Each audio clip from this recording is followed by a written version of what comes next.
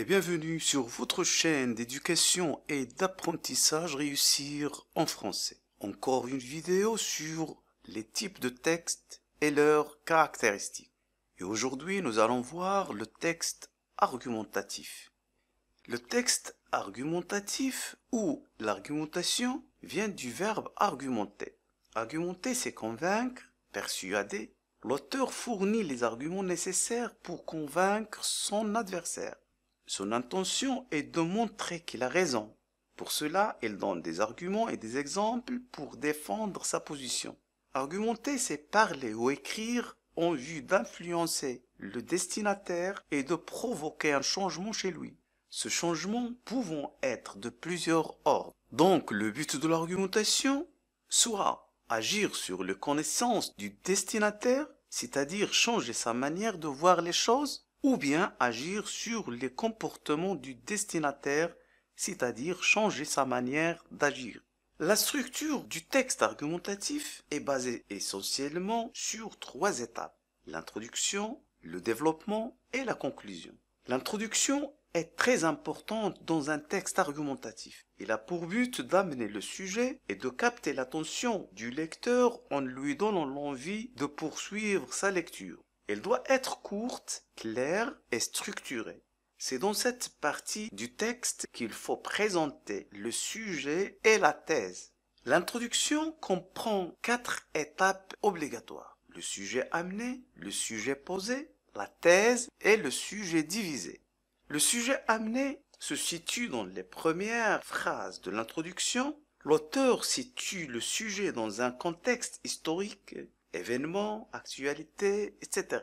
C'est dans cette partie de l'introduction qu'il faut introduire le sujet de façon très générale. C'est peut-être une question, une anecdote, un fait historique, etc. Le sujet posé. Le sujet posé est présenté en 1 ou 2 phrases simples et courtes, juste après le sujet amené.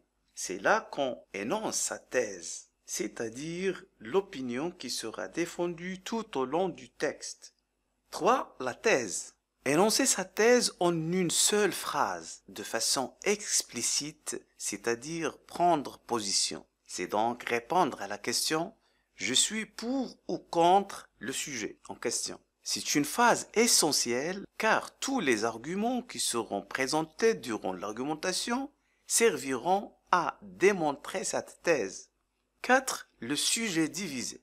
C'est dans cette partie de l'introduction qu'on doit présenter les arguments qui seront abordés dans le texte. Il faut les énoncer dans le même ordre qu'ils seront abordés dans le texte, dans une seule phrase. La deuxième étape de l'argumentation, c'est le développement. Et c'est la partie la plus importante du texte argumentatif. Dans le développement apparaissent les paragraphes traitant les différents arguments du sujet en question.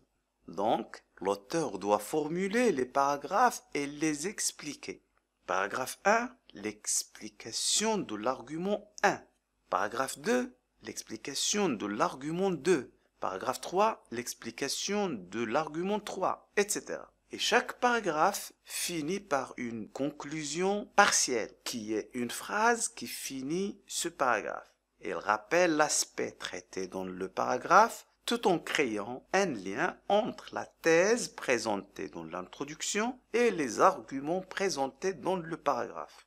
La dernière étape de l'argumentation, la conclusion. La conclusion se fait en 3 étapes essentielles: le rappel, la réaffirmation de la thèse soutenue et l'élargissement du sujet.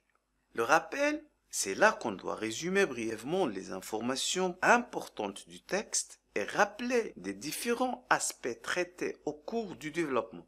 La réaffirmation de la thèse soutenue, c'est faire un retour sur les arguments et sur la thèse. L'élargissement du sujet, c'est l'ouverture, c'est la partie finale du texte. Elle doit capter l'attention et amener le lecteur à réfléchir sur un autre questionnement. C'est là que notre vidéo prend fin. Merci de votre attention et à très bientôt.